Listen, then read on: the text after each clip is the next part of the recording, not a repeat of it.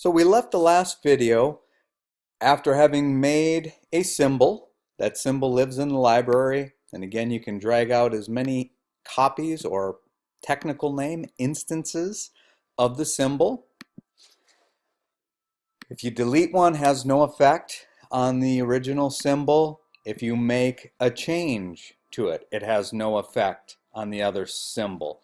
And we had made several different changes, and here's another one. And we'll talk about all these very shortly, all the different things we can do to these. The two ways to edit a symbol, one is right from the library. If I double click on the little icon next to my symbol, it takes me into isolation mode for that symbol.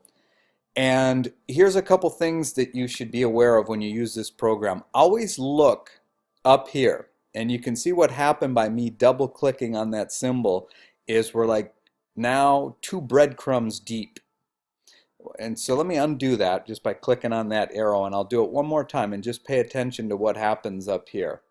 So I double click on that, and basically what this is telling me is that I'm in scene 1, which is just a default scene of any movie in the program, and that I'm one entity or one breadcrumb deep in, and I'm actually in the symbol called red rect.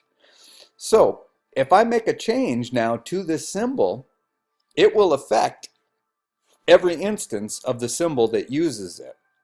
So this is almost like being back in time, if you will, before we converted it to a symbol. Because watch this, if I convert this and I look in the properties panel, it tells me that it's a shape. Now we know that's no longer a shape, it's been converted to a symbol, but when we're in isolation mode, it is indeed still a shape. So if I take the eraser tool and I just erase a chunk out of this shape, and now I go back by clicking on either scene 1 or this arrow here, I can see that every instance of that symbol has been affected by that erase. The other way to edit a symbol is to click on any instance of the symbol on the stage itself. So I'm going to take the selection tool and I'll just double click on this instance, and you can see again same breadcrumb trail, but the difference editing this way is that you can see all of the items around it. And this is especially a good way to edit if you're going to make some kind of change that affects the size of the symbol. Like in this case, I'll just take the pen tool and I'll add a little something to our symbol. And that way it kind of lets me know as I'm doing it how it's going to affect the objects that are around it. So if I don't want things touching like what's happening there, I might say, oh, Command Z, that's gone too far. Maybe I'll just do it like that. Same thing, where if I click back here to scene 1, there is my new animation with all of the changes reflected. And if I go to the library, bring out another instance of the symbol, the instance that we drag out reflects the changes that were made while we were in the edit mode.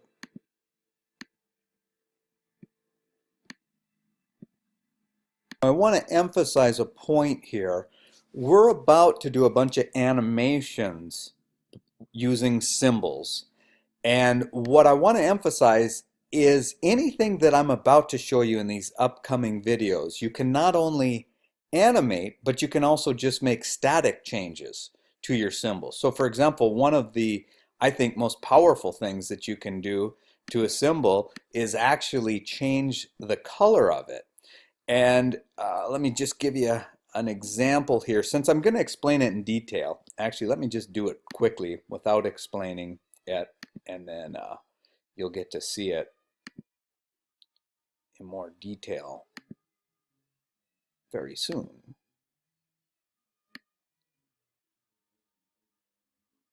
So I basically changed the color of that. It's a static change. Now forever that instance of the symbol is that color unless I go in and change it or delete it.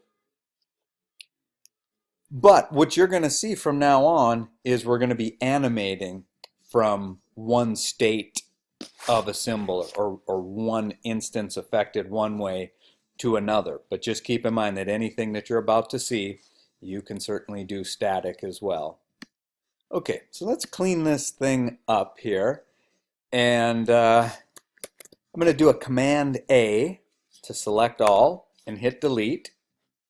And then we'll go ahead and save this out. Again, everything you turn into me will be last name underscore first name, some type of a description. So this is a perfectly acceptable way to save this file. And now we can get underway animating this per the instructions. So I have the Swift file handy here so that I can look at it and recreate, and then I have the grade sheet handy here so I know what to make. So the first thing of interest is recreating this. It starts with 170 pixel square with a white fill and a 10 pixel yellow stroke. Alright, so I have the rectangle tool selected here. I've made sure that I'm not in object drawing mode. That's what it looks like when I'm in. That's what it looks like when I'm not in. Let me change this back so it looks similar to yours. Okay, so with the rectangle tool selected, it then shows me its properties.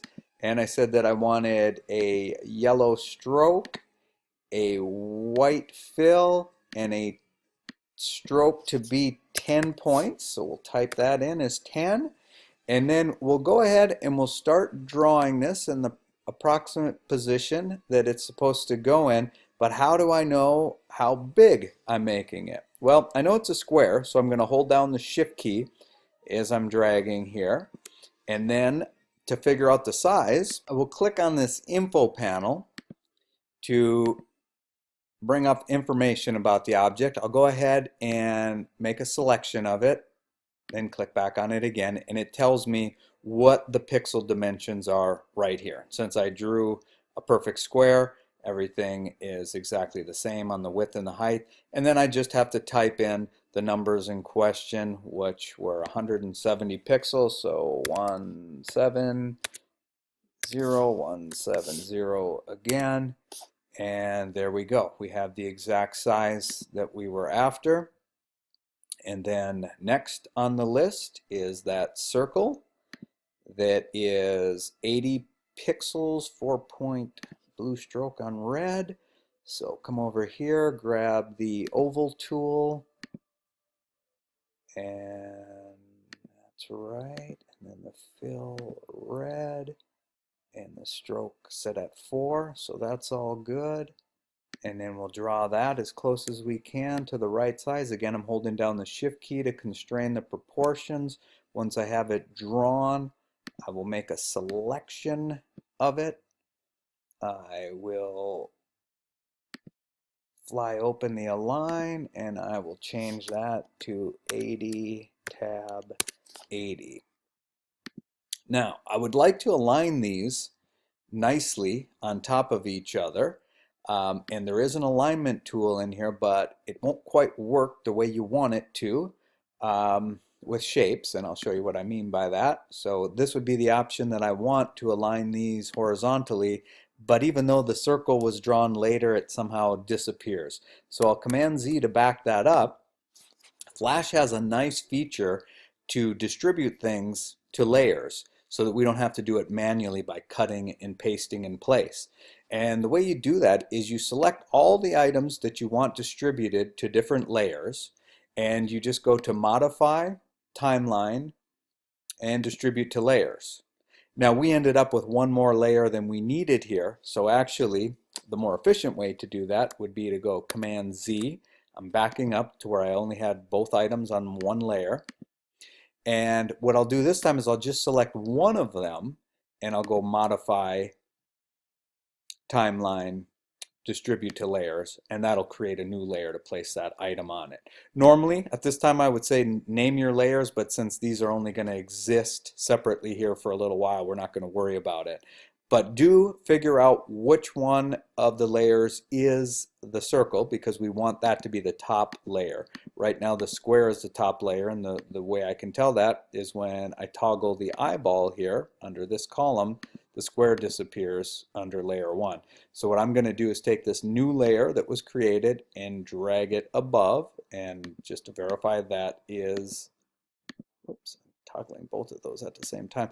Just to verify, layer 9 in my case, probably a different number for you, is indeed that circle. Now I'll select both, go up to the align options, and first I'll align horizontally and then I'll align vertically. So now that's looking nice. I do need to move this up, the circle up, to make room for the text.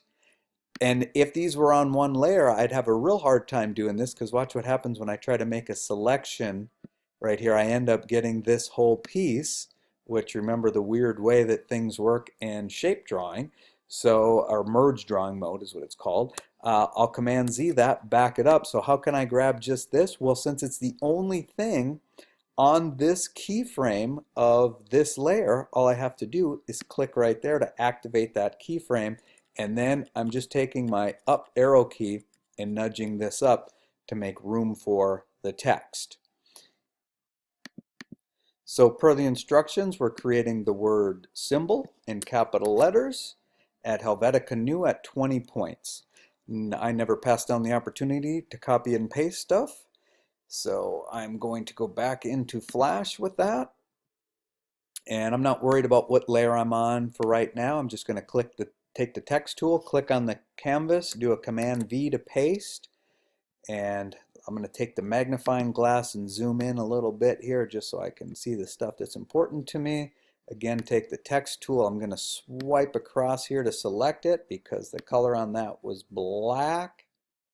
And then I'm going to make sure that the size is the size that I want. So if you have anything other than 20 there, type 20 in.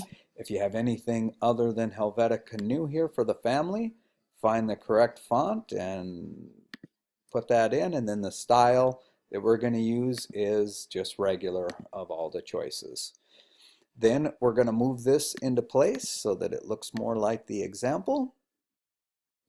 And for moving things, nudging things around, I can use my left, right, and up, down arrow keys. Click away just to see what that looks like. And once I have this the way that I want it, now I'm going to convert this into a symbol. So here we have a symbol that's going to consist of, one way to look at it is 3 different things, the circle, the square, and the text. But it's actually 5 things because you have this stroke and that stroke count as 2 more. Okay, to create a symbol, all we do is make sure that we have this whole entire entity selected. So I just drew a marquee around it with the selection tool. And now I'm going to hit the F8 key.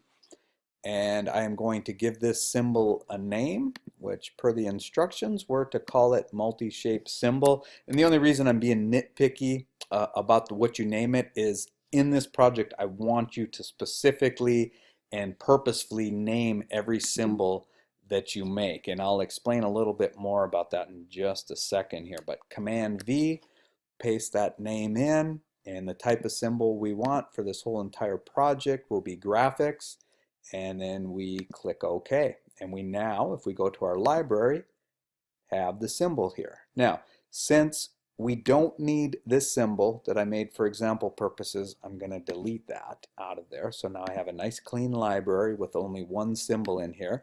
And you'll notice that we had 2 layers with data on them. Now only 1 layer contains anything because a symbol is just one entity. In fact, I can delete that symbol and it still lives in the library. That is the very nature of symbols. So if I double click on the hand tool, I can then just bring out a fresh instance of that symbol, place it, grabbing the selection tool, place it where it is supposed to go, which is approximately something like that.